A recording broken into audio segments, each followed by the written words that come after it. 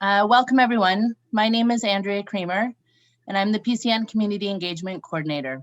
Welcome to the third session of PeerTalks, Life Stories, the Human Side of Addiction. Before we begin, I'd like to remind you that this webinar is being recorded and will be available on the BurnabyCoronavirus.com website at www.burnabykoronavirus.com.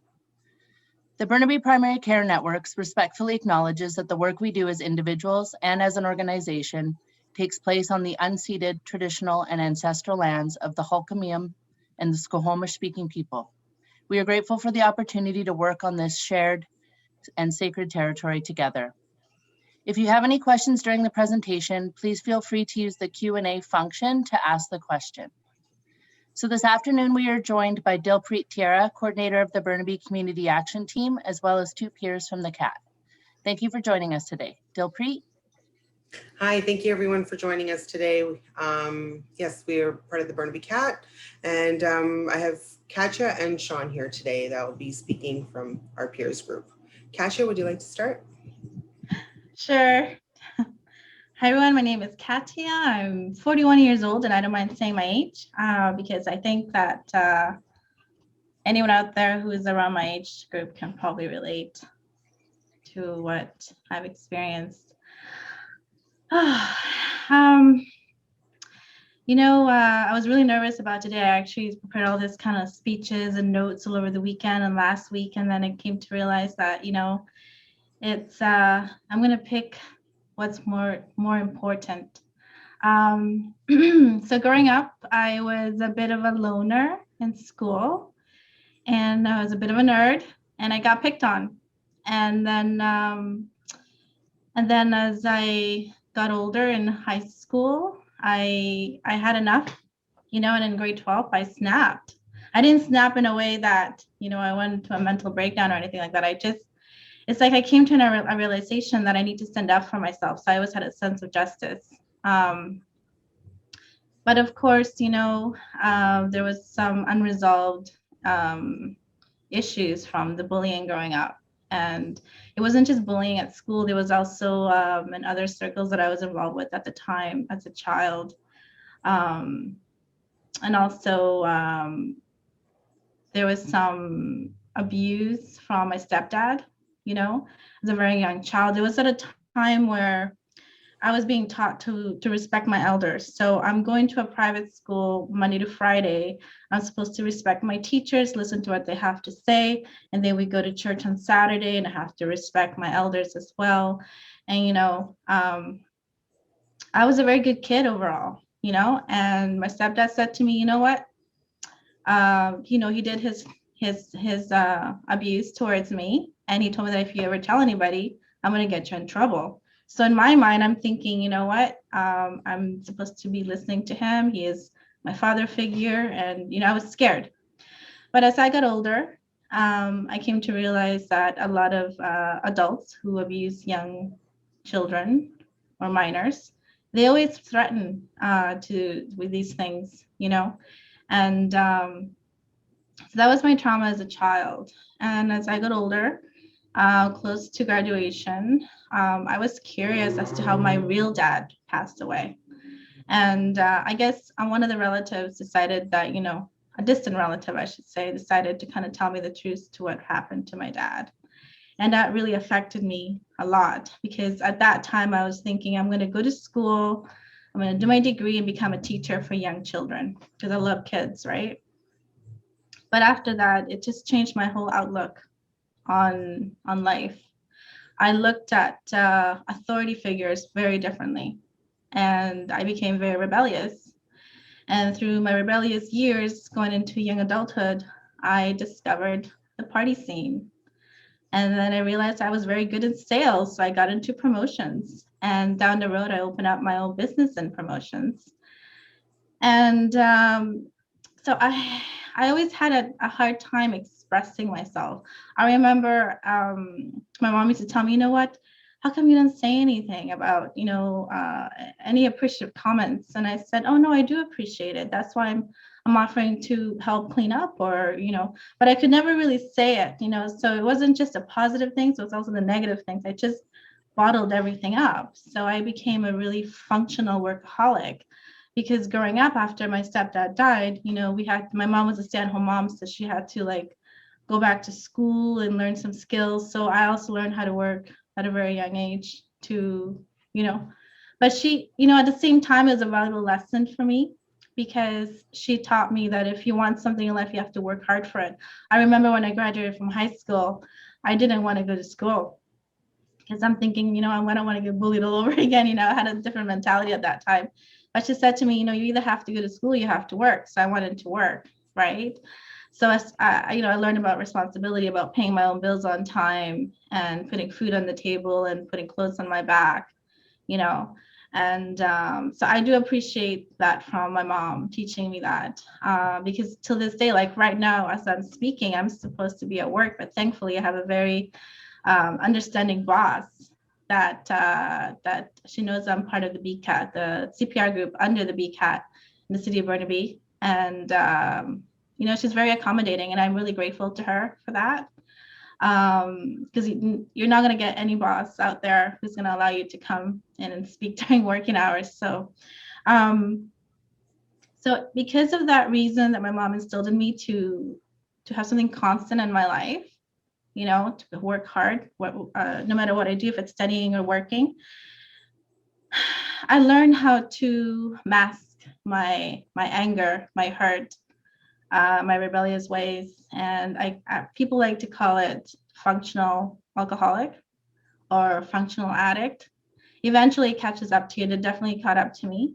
And because in my field, you'd be surprised, drugs do not discriminate.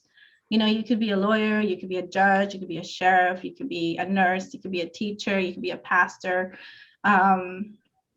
You could be a legal administrative assistant like I am, and have addictive behaviors. So I recently relapsed, actually, and I haven't told my family because I don't want them to think that I failed. But you know what? If I hadn't relapsed, I wouldn't appreciate my recovery now. I got clean from hard drugs on June 20th, 2003. But then I was still drinking after that. So in my secular program, drugs or alcohol, they're all the same. So it doesn't matter.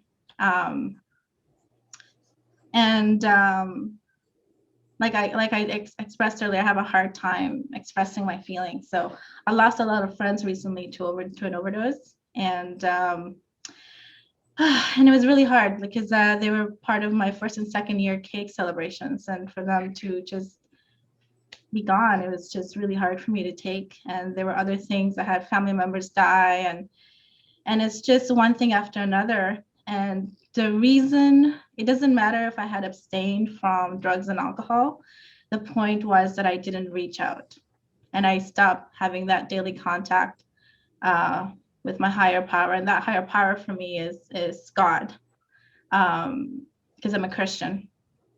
So after I relapsed recently in April, and I came back to recovery, I came to realize that I always had the tools.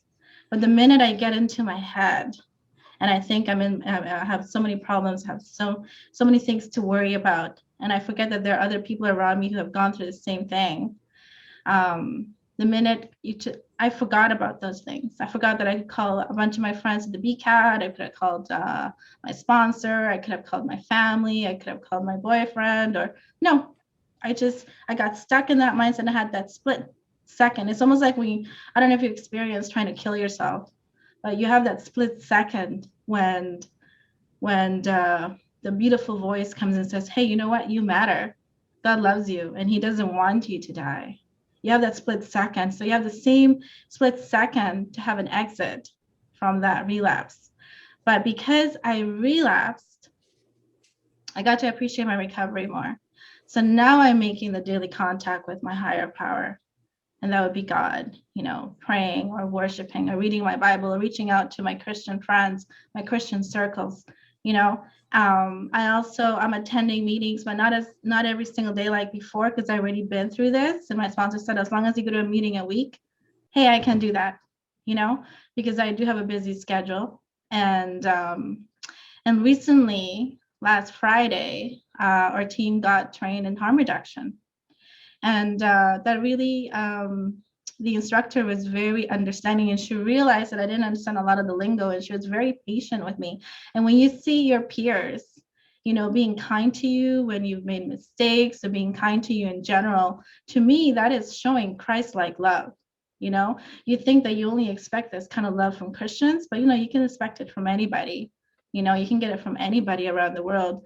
The minute they show compassion and empathy and understanding and a listening ear to you, or just, inviting you for coffee, or, it's these are things that comes from love, and love to me comes from God.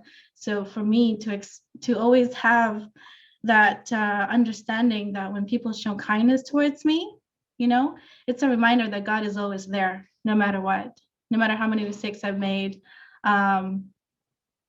And it's a beautiful feeling to know that. And just recently, I started doing a step group, which I've always avoided because I thought I could do just enough just with me and my sponsor. But it was great to know to be part of a group of women, because I've always avoided being part of just a women's group because I always had guy friends all my life. And I found it actually really warm, and I realized that it's actually become a better friend to my guy friends as well. Before I was always just trying to get comfort, and the things that I was refusing to confront about myself, about being close to someone, about being vulnerable, about expressing myself. And I do really appreciate that I'm actually doing recovery right this time. I'm in the women's step group. I also have, of course, a female sponsor. And I'm also, having a daily contact with God. And I'm not someone that will go publicly say, oh, look, I'm going to pray right now. No, I never really like that. Even before, when I went into different, during the time that I was away from Christianity and I was exploring other religions, I never prayed in public. It was never my thing. I found that having a personal relationship with God is a really personal one, because everyone's in a different journey. And I still think it's a personal journey for everyone. And so in the secular recovery circles, we don't talk about Jesus or God because a lot of people are not ready to hear that. And I totally understand that. But I think when I'm able to show the same kindness that was shown to me, the same love, the same empathy, that is like giving away the message, about recovery, and for me, spirituality has always been very important because I always had nightmares growing up, as a kid. And sometimes I would drink because I wanted to be so zonked out that I didn't even want to have nightmares. But little did I know that the nightmares come anyway. And then I realized that the more I actually talk to people and I reach out and I do service work in the community, and I don't have these nightmares anymore. The nightmares really do come from stress and just keeping things bottled up. So I have come after, relapsing recently, that it's important to express myself and to talk to people and listen to other people. So I think I skipped a part. I wanted to say that after having that harm reduction training last week, I became more empathetic because I had a conversation, one of the peers, and I said, you know what? When I stopped hard drugs, I went cold turkey. I didn't even go to detox. I didn't go to treatment center. So, my ego was really high. So when I was before my relapse, when I was clean for about 2.5 years, I said, you know what? I'm never going to go through what my friends are going through. I don't even know why they're relapsing, And then when I went through my relapse, I understood, and it just made me a better person for it.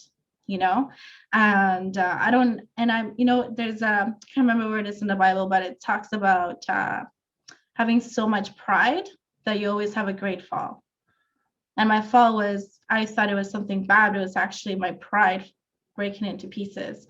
For me, doing that step one and surrendering that, even though I'm not using, there are other behaviors behind it, so I'll find ways to get more, and not necessarily drugs itself, but just to have people say things or do things that will come out of my way, trying to control a situation. But I have to remember that I don't have control of people, places, and things. I can only control myself, my mindset, my attitude, how I treat others, and for this reason, I'm really grateful to my friends in recovery, both secular and Christian circles. And also throughout my whole time in recovery, I also went through some health issues, and that really tested my faith, because I didn't have faith in God for a long time. I said, how could you let this stepdad hurt me? How could you let these people bully me? How could you, let me go through all the things I went through with so much pain and suffering? Because I also lost my baby in 2002. And that was a hard one. That was a really hard one. And so it made me realize that no matter what difficulty I go throughout in life, God will always be there for me. And he comes in different ways, he doesn't just appear, appear in my dreams, or just when I feel that comfort when I go to church. He appears in how other people treat me, and how people have come out to be there for me and listen to me and hug me when it's been a rough time for me in my life. And for me, it's always good. It's good for me to realize that God is always there. I just have to seek him. I just have to ask in prayer and say, God, I need you. I need you to guide me. I need you to lead me in the right path. And that comes from step 1, surrendering, step 1, 2, and 3, letting go of the wheel and let God, use me for his purpose. Maybe it's just offering someone a coffee and say, hey, you want to talk? Or hey, do you want to hang out? Hey, do you want to go for a walk? Do you want help with your project? Yeah, I'll help volunteer. Just like that quote says, an act of kindness can really make a difference in someone's life, because someone's always struggling, with their own pain and suffering, whatever that may be. So that's my story. Thank you for letting me share. I'll take it 24.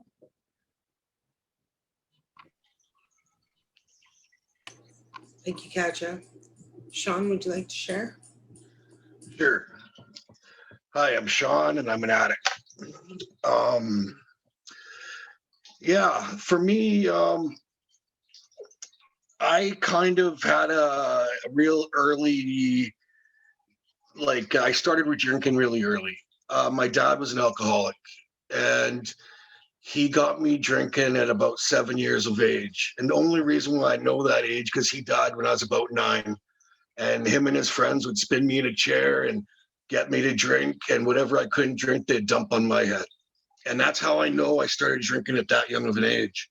And at that young of an age, I already knew you don't sip, you binge drink, because that's what my role models were doing.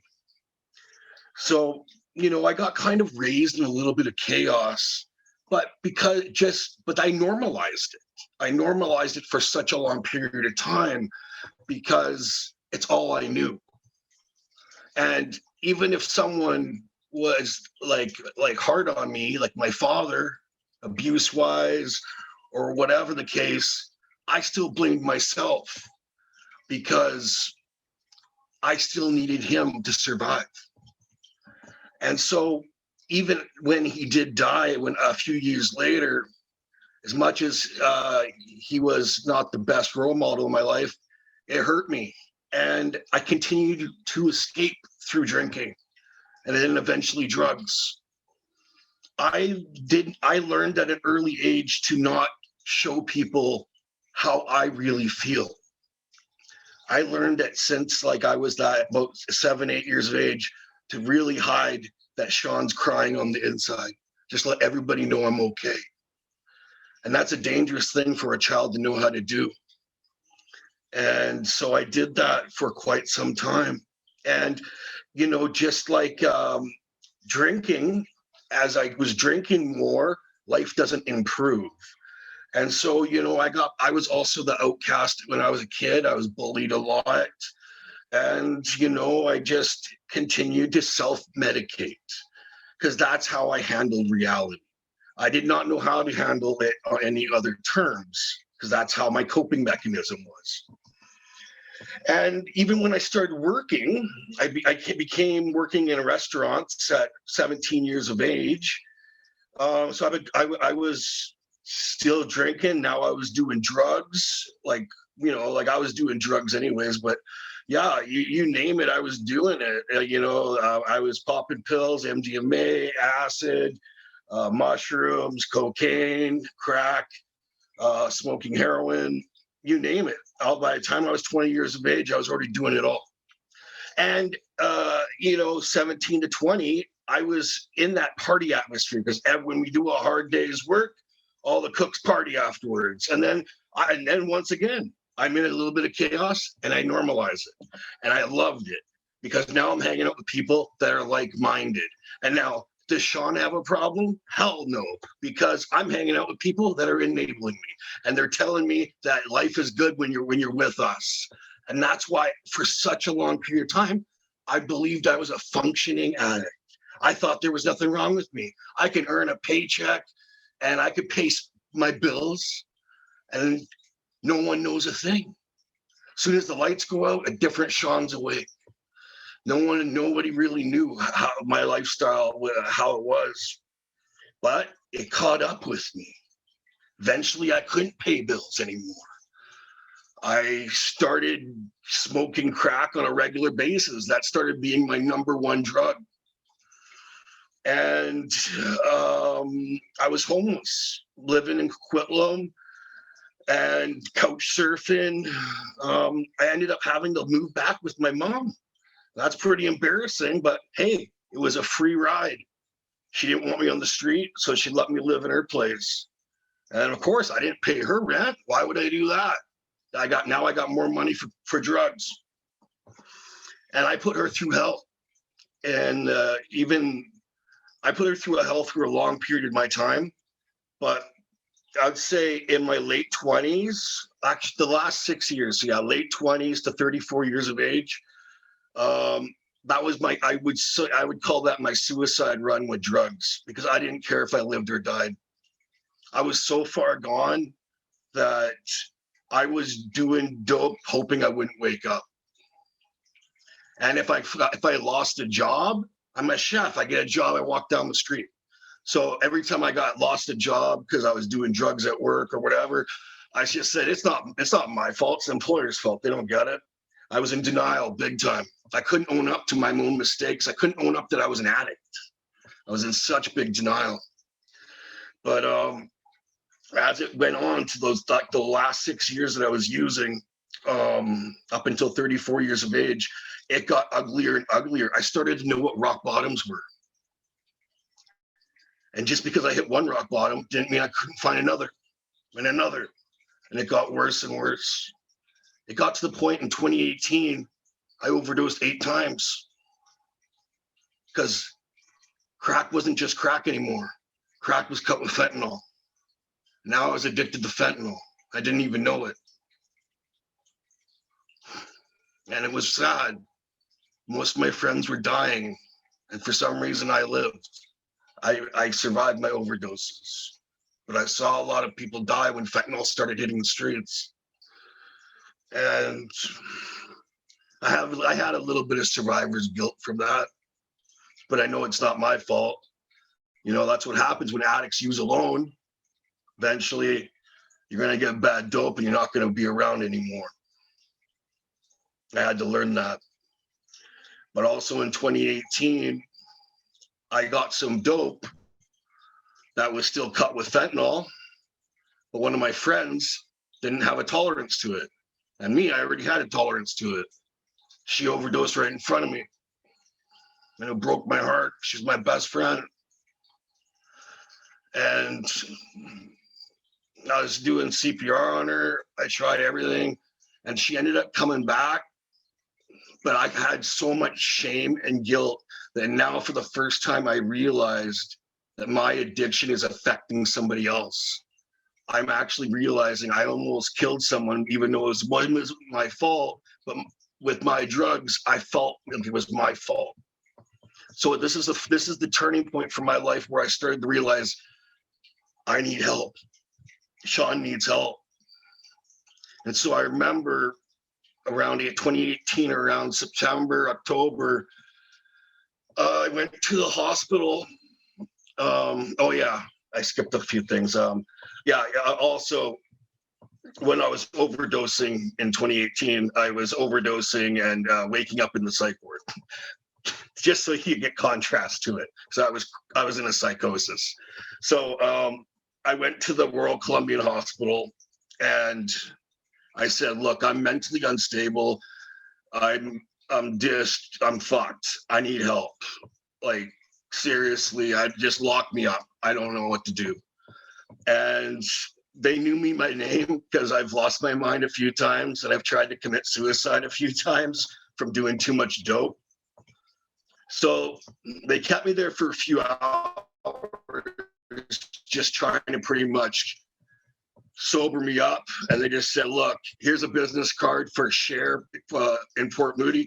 Call this number and maybe they'll help you out." And they didn't want to put me in for 48. So I remember standing in the emergency bay at Royal Columbia, and then I made a deal with myself that day. I said, "Hey, Sean, you're going to call this number. And no matter what, you're going to see this through. If it leads to treatment, if it leads to whatever, you're going to see it through. But if it doesn't work, you can still kill yourself." I had to give myself that option. So I was really lost. So I ended up getting hooked up with Sam, or somebody named Sam in Port Moody, Share, and also a really amazing counselor for the Burnaby substance abuse team. His name's Taylor Buis, I think, and an amazing human being. That guy moved mountains for me to get me into treatment. But another screwy thing is, I got treatment. They said, "Okay, we'll get you there in 3 months. But what are you going to do for the 3 months before treatment?" And I'm like, "Well, we'll try to get you in the detox." I couldn't get into detox. I needed the detox. I needed to be in, just so I can go to treatment, I needed detox. And they wouldn't take me. So I kept relapsing. And I said, "What do I do, Taylor? What do I do? I don't know how to stop." And he's like, "Well, you got to try going to the meeting, Sean. Maybe that'll help until you get into treatment." So I listened and I said, "Screw it, I'm going to go to a meeting." So I started going to NA meetings, and yeah, it helped.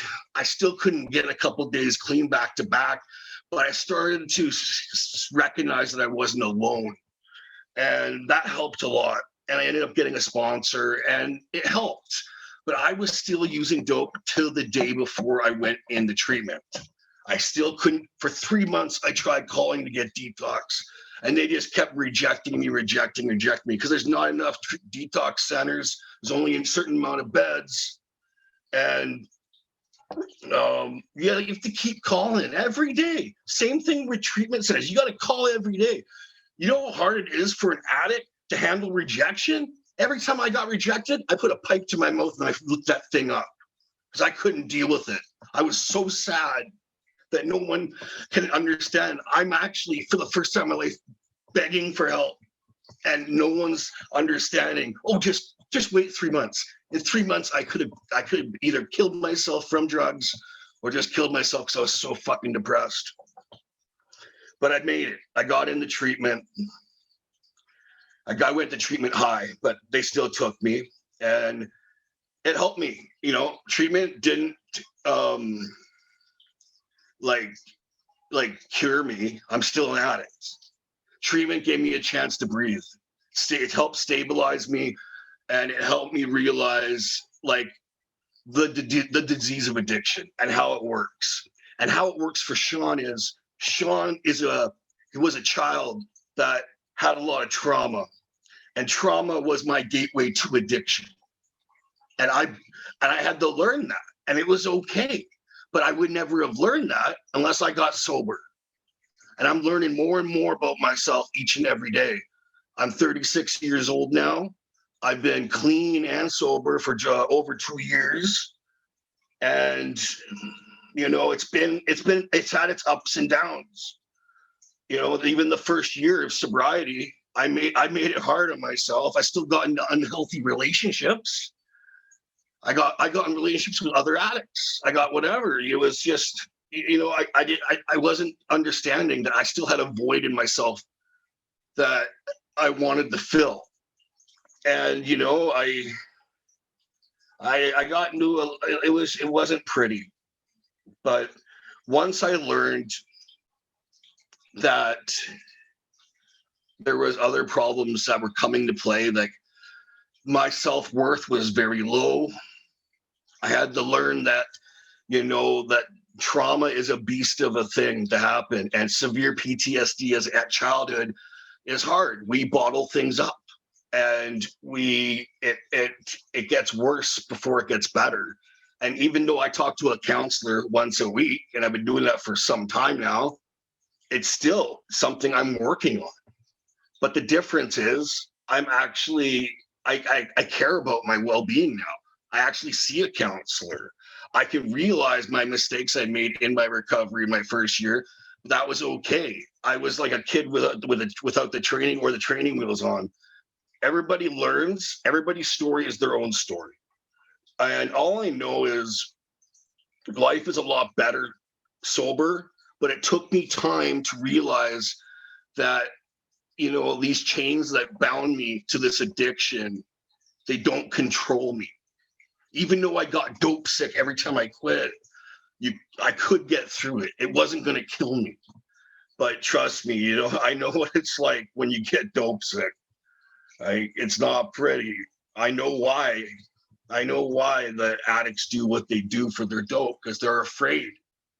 They're afraid to go through that. I was afraid to go through that. But once I realized there's more people out there that got clean from similar situations as me, it gave me hope. You know, that's why I do go to a fellowship. I go to AA, I go to NA. I need that in my life. I don't promote it on anybody because that's just what works for me. But I needed that in my life as structure, as a foundation of my recovery. And it's helped guide me. It's helped give me principles to live by. And life is a little easier to breathe. It's still difficult. I'm on antidepressants. You know, I still get depressed. Life on life's terms is still an asshole. And I'm trying to work on it each and every day. But, you know, but now I've learned I got to pick up a phone. I talk to people. And that's what the number one thing that always kept me going back out into addiction was just bottling it up and holding on to all this pain and suffering. And now that I don't hold on to all this pain and suffering, I find that I got more and more reasons to live and stop polluting myself. I got more of a brighter future. I got a fridge full of groceries. I got little critters in my house. I got a 2-bedroom house. I'm not waiting in a dark alley for a drug dealer to give me drugs to kill me now. You know, life is better.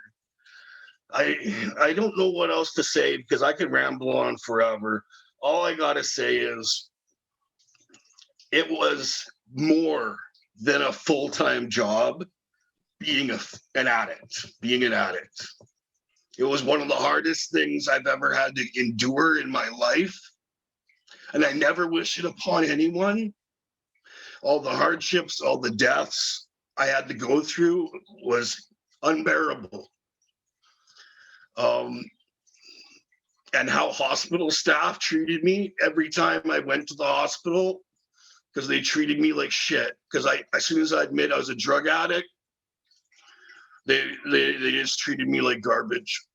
I'm a human being that was hurting, and I just needed help.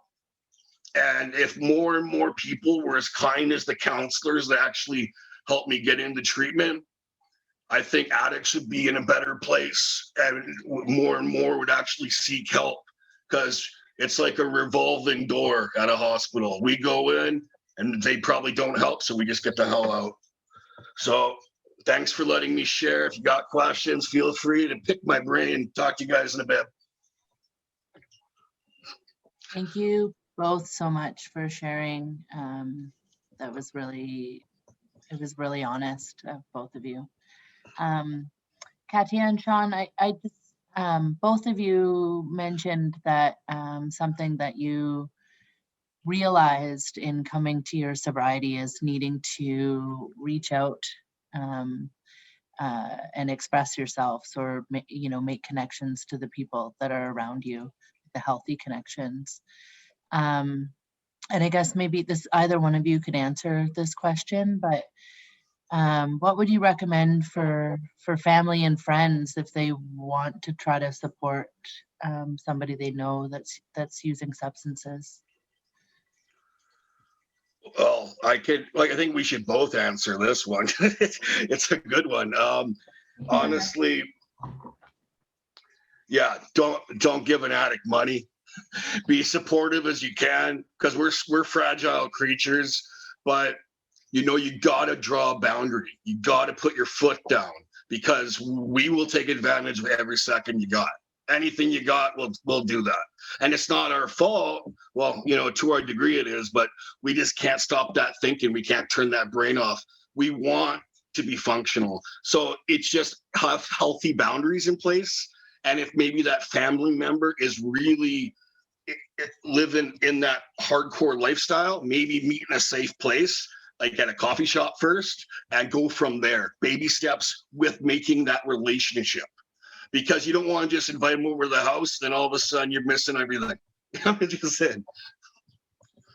Yeah, I agree with some points that Sean has said as well. For family members, you have to be in the same page with each other. You want to be there for the loved one. You want to help them out. You miss them. You cry for them. You wish that you could do everything you can. Just when you were raising them. But they're adults, and just don't give money whatsoever. They say they're broke, they're working, but they're broke, and they need money to cover some expenses. Just don't give them the money, because it's just because the addict brain is amazing. Like, we know exactly how to manipulate a situation to get what we want. And that's one thing that in step 4, when you do self-inventory, you look at your defects. So like, oh yeah, so I can actually get this from my grandma. I can get this from my aunt and my mom. Bada bing, bada boom, I got it. I'm all set. So as a family, just stick together, and you have to be on the same page the way you communicate with this person, with your loved one. Okay. And if I were to go, as an example, if I were to go to my mom, she has to respond to me the same way my aunt would respond to me. They have to be on the same page. It's the only way, because we have to learn how to solve our problems on our own. We can't keep running to the nest and say, hey, I need help. That's all I want to say. Thank you for sharing. When you were struggling in your own addictions, were you getting the support that you needed from your family members, or was it that they didn't know that you were in your addictions? For me, some family members who have worked in the mental health sector, or they worked with addictions before, they knew right away. But because at that time, I have a temper. I have a volatile temper. And if you cross me, I will tell you off. You do not, basically, I'm not a nice person when I get angry. I can say things that hurt you. So some of them knew, but they didn't know how to approach it. They didn't know how to help me, So instead they, and of course I would play with, I know how to target their emotional side and get what I wanted, So it's hard. It's hard. And I think I wanted to reach out to someone, and it wasn't until the first time I got clean that I actually told my family, and some of them were really happy, and they're so happy that I came to a realization that I needed help, that I came to realize on my own that I needed help, and that is the first step. And it takes a really strong person to admit that you need help. It's not weak. Yeah, it's being vulnerable, but it's not weakness. That's a really good point to make. I'm curious, do you know if any of your family members experience addiction issues, and did they discuss it with you, or like, was it open conversation in your family? And do you believe that maybe family dynamics had anything to do with addiction, your own personal addiction issues? Recently my dad's mom died, And I found out that in my dad's side of the family, from the men line, because I was born a daughter, I guess, basically they had addiction issues, whether it was drugs or alcohol, smoking cigarettes, people, like relationships. And when they shared that about my dad's side of the family, I'm like, oh, okay, that's interesting. It means that it has to stop sometime down the generational line. And I'm happy to be open about my recovery, just so someone else out there can relate to me with their family dynamics. But no, and I don't know if it's a cultural thing, but we never really talked about addictions growing up. Maybe they would say, oh, say no to drugs, and you're in elementary and stuff like that, but not where we actually had a family meeting and say, hey, we need to talk about addictions, what's going on. It was never like that. But now that I'm older and I'm actually opening that up, if a family does approach me, which it has happened, it's a private conversation between me and them. And I just tell them how to reach out to resources, depending on what community they're in, So that's a good thing. I mean, yeah, it's not a family meeting, but they're coming up to me with questions. And I think that's a start. Sean, did you want to answer that one? I'm okay. We'll stick with that for now. There's a lot of other questions, I think. No worries. Sean, there was a question, I think, that might have been for you. Sure.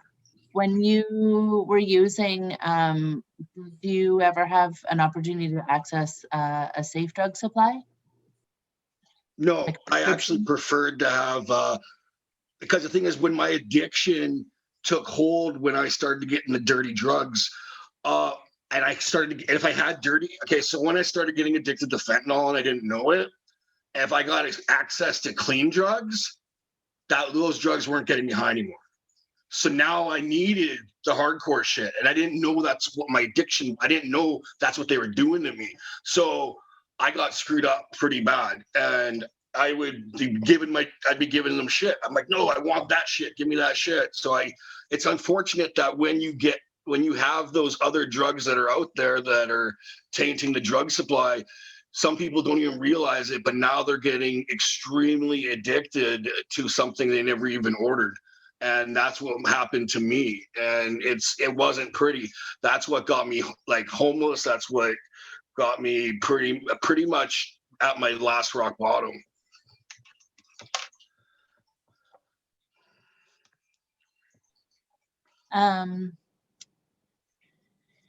Both of you have spoken about things that are different, during your sobriety. Is there anything else you'd like to elaborate on? Like what kind of changes this has impacted your life in, and the ways it's impacted your life? When I started recovery, I learned about Fraser Health being able to help people identify what's in your drugs. That's the first time for me hearing it. I got so excited, and I told everyone who I knew was still using, hey, you know what, you can do this before you take it, because I don't want to see more friends dropping dead like flies over an overdose because they used alone, or they drank themselves all the way to death, because that was my DOC, is alcohol, and also I was going to say something else. Sean, you better help me because I'm losing my train of thought. You cut off, Andrea, you cut off with the question. I need you to repeat it. My internet kind of went out when you were talking. Oh, sorry. I was just asking, what things you've gained in your sobriety. And Patrick was just speaking about like the kind of knowledge access of resources that you became aware of. Sure. Yeah, that's a pretty good question. Well, first of all, it's kind of like when you go into recovery, at least for me, from my experience, it's a crash course on like how to be a human being, like you're pretty much learning how to walk. You're learning how to talk. You can't run, even though you want to go at that 0 to 60 speed. You have to take everything slowly. And that the beautiful thing about recovery that is really frustrating at first is the in-depth relationship you get to have with yourself. Learning who Sean was or who Sean is one of the most beautiful things that's happened out of my recovery. Because I was an addict that used since I was a child. I don't know what it's like I didn't know what it was like to be sober as an adult till I was 34, and I'm 36 now. So I rather enjoy, life now. Like, I didn't know it was possible to wake up and not do drugs, and life is a lot more stable. I'm less paranoid, and it's a beautiful existence. Yeah, I was just gonna ask, how is your family and friends, how while you're going through your addiction and you had tough times and you did what you could and didn't help them, but how is it that now, from that to now, how has the relationships changed with your family, Sean? Okay, so I put my mom through hell. I didn't really realize I was that bad. Out of all the shady things I did during my addiction, I still never stole from her. So she raised me as a single mother, but I would still manipulate the shit out of her to give me money. I remember one time I put a hole through her wall with my head because I needed $40 at 4 a.m. That's the craziness I put her through. So even though I put her through hell, somehow she's still my mom. And she came over for Mother's Day yesterday, if that helps answer the question. We have a relationship, it's evolving. And, I was very lucky to have the mom I have for the shit that I put her through, because she's still there and she's still in my court, and she's my biggest fan. And she had hope in me when I was hopeless. She's your strongest cheerleader, you mean? Yeah. And my brother, on the other hand, he saw the way I was treating my mom and also how I treated him. And, that's a work in progress, but at least today he still picks up the phone. And it's a slow process for some relationships, and other relationships, they maybe will never mend, and that's okay. But at least I'm trying my best. So you see that it's a slow process, and it's okay. Everyone has their own path. Yeah, it's a slow process, and sometimes it's unfortunate, but not all relationships can be mended, because you have to realize what we put that person through or that loved one through, and maybe they're not over it or they're not working through it. But I was lucky to have a mom that was really understanding and being in my court. There's some people I realize, I've heard stories where they have no one, and it's sad, and they have us. I'm like friendships and stuff, but sometimes family just cuts them off, and my heart goes out to those people. But yeah, I was fortunate to have a mom that's like a cheerleader for recovery. Sean, there's a question for you. Is there anything that could have made a difference earlier in your life towards recovery? Like if there was action or different kinds of support from family or friends, or some kind of other intervention that would have changed? Yeah. Well, now that I've done enough work on myself, through my counselor and like understanding trauma more and what makes me tick, is the thing is, yeah, there was probably a point in my life, if I had a trauma counselor in, let's say, 18 years of age, if I had it, sure. But I was so good at convincing people that I didn't need help. I was a master manipulator. I could put on the best facade you'd ever see. You would never know that I was a raging drug addict or alcoholic or whatever. And I always let people think there's nothing wrong. So I never got the help. But if I actually looked or seek for help, yeah, there could have been another situation. But this is what unfolded for me, and I'm okay with it. Maybe this is a good transition. Either Katya or Sean, you could maybe answer, like, based on the trauma that you've both experienced, what would you suggest for a parent to kind of help support a child to avoid that kind of trauma that would lead to, decision making and drug use? I think enabling, do not enable whatsoever. You know that you can help them financially, you can help them through room and board, you can help them with meals. No, I mean, every child has a different personality, but at least for someone who was rebellious like I was, I had to hit rock bottom. My rock bottom was emotional pain. It's that I had to realize that I needed to seek help, counseling for my depression, for losing my baby. I needed to reach out and talk to people about my problems.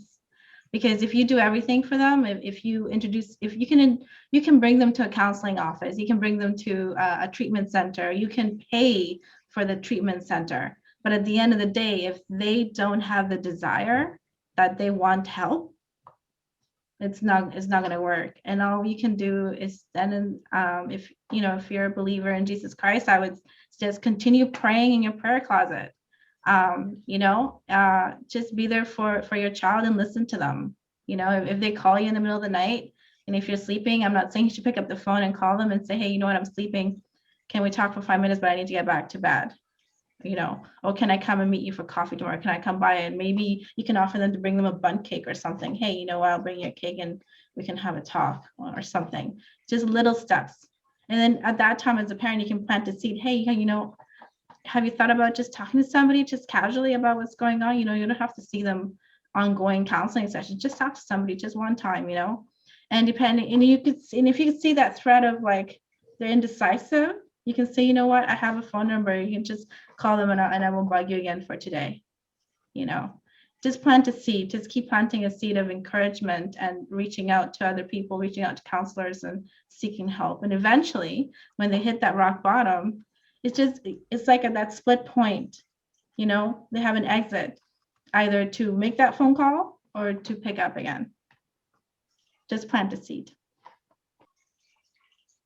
It really seems like a lot of things that we encounter, whether it's addiction or mental health challenges or other interpersonal relationships, really comes down to how we're able to communicate.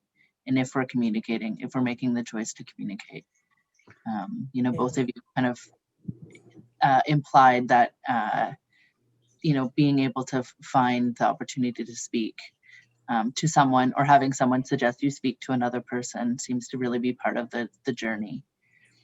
Also having the person on the other end listening to you and being present and just being there is important, it seems like. And just never force recovery on anyone. Just never do that. When I was in treatment, out of the 80 people that were at my treatment center in Abbotsford, the ones that picked up dope on weekend passes are the ones that passed away. And those are the ones that family members put them in there.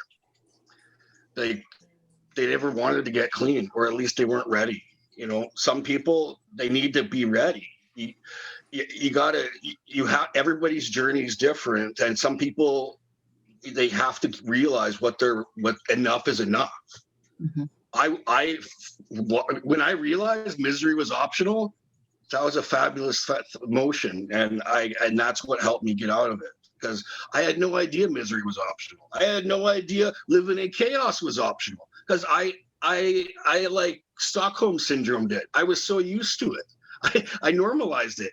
Even my first year in recovery, I got addicted to the chaos. I was missing it. So I got a job working security. It's just because I'm crazy that way. I got to be in that. But that's why I had to understand that there is the disease of addiction. It manifests in so many ways, not just coffee or sugar, but it's everything. I buy one scratch ticket today. Next week I'm spending $2,000 at the horse races. It's a crazy disease. And do you think that do you think that people normally call it a disease in the past? Have you heard anybody calling it a disease, or were you always just The called thing it? is, I never called it a disease till I got into recovery, because then when I got into recovery, I had counselors explaining, this is what you're going through. This is what your brain is not healthy right now. And these are why you're having mood swings. This is why your body's detoxing. This is why you're chemically imbalanced. This is why your brain wants this. Does it need it to survive? No. But all of a sudden, because you've been polluting yourself for so long, now your brain is confused, and it confuses happiness and joy with picking up dope. And now you have to retrain yourself. And that's recovery. It's really not an easy process, but if the person has the desire, they will be a success. Yeah, I find that abstaining from your DOC, it's one thing, but the recovery is a slow process, because you have to retrain your brain to see, the difference between what's healthy and what's unhealthy. Do you? Sorry, go ahead. I was just going to ask, how do you think we can better support drug users in our community, in Burnaby, and the larger community? I think just like I think you should start in high school. There's like work experience, on how to do a resume, on how to do your taxes, but I think it needs to be talked about early in high school, that about, because it opens up the can of worms.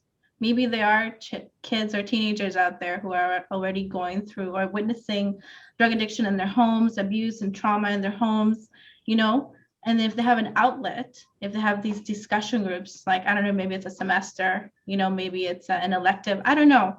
I think they should have like maybe a semester on it, and then later on it can become an elective, because it's not for everyone. It's not everyone's ready to listen to that kind of discussion. But I think if it becomes part of the curriculum, I think it'll be an awareness for teenagers that there is a way out of the mystery or the pain and suffering that they may be going through. I think it should start in high school, because because not everyone goes to college, not everyone goes to university, And also I think when they get their first job, and I know not all employers can do that, but if they have that discussion at work, the first, during the probationary period, the first 3 months, let's have a discussion, let's talk about mental health and addictions, and, just for starters, it has to be open communication. The more people talk about it, the easier it will become for others to talk about it. It really is about naming it, I think, especially when you're younger, finding the words to describe what's happening around you, or, you might be seeing or witnessing or participating in. I have maybe time for one more question. And, a big reason why we gathered this evening is to obviously, we're trying to have conversations that, are kind of ending stigma around drug use and addiction. And either one of you could answer, both of you could. Why do you think that stigma is so challenging to disrupt and change? It happens in any field, really. I think it starts in the home as well. The first 7 years of child rearing. If your parents don't talk openly about, just the basics. You go into school and, once again, it's not being discussed in school. But the stigma, I don't even know how to start it myself. I can start talking in my circle of friends, but it doesn't make an impact, doesn't make a dent in society. We can put commercials out there, but people don't always own cable. No one has access to internet. So I think it's just about politicians. How they have like updates on COVID. Maybe they can do an update on stigma. Because there's a Bell Talk Day, and people put this thing on your Facebook profile, but maybe they can do something like that about stigma and addictions. Yeah, we know there's an opioid crisis, but we don't talk about the stigma because drugs don't discriminate. And I think when like depending on how the news come about, and the mainstream news talks about stigma, well, you could be a police officer, you could be a paramedic, you could be an architect, an engineer, a lawyer, and you can have an addiction. It's not just people living on the street. It's not just someone who lost a job. It's not someone who's a single parent. It's not someone who's a new immigrant or a refugee. A campaign on awareness of stigma, it could happen in any industry, and it's not just in addictions. Well, I find that it maybe nowadays, maybe it's better, but when I would admit to an employer that I'm an addict, because I at the end of my addict career, I didn't give a shit. I actually tried to use it to get my couple of days off. So I would just tell them I'm an addict, and shortly after I'd lose my job. So that's not pretty professional, but they just didn't want the liabilities. So people still handle the term drug addict a lot rougher than alcoholic. And addict is something scary. Addict is like this creature that comes out in the night and robs you and beats the crap out of you. That's what they think. But in reality, we're a human being, and all we want to do is get help. It's one of those things. It'll probably take time. And until enough people have had a family member or a loved one that has been affected by the disease, but till then, it's not going to change. People still have their stigmas. People are still going to be critical and judgmental on us. But I'm proud to say I'm an addict, and I'm very proud of my sobriety. And I don't care what anybody says about that. Thank you. Thank you, Sean and Katya. Thank you, thank you. Dilpreet. And I just want to thank everyone for joining us this afternoon. Just a reminder that if you want to watch the video, you can access it from the BurnabyCoronavirus.com website, probably next week. And there is one more Peer Talks coming up in 2 weeks, but I think it's actually on a Tuesday because of the long weekend. So keep your ears open for the next Peer Talks. Thank you so much to everyone that joined us. And again, thank you to the peers and Dilpreet. Have a good evening, everyone.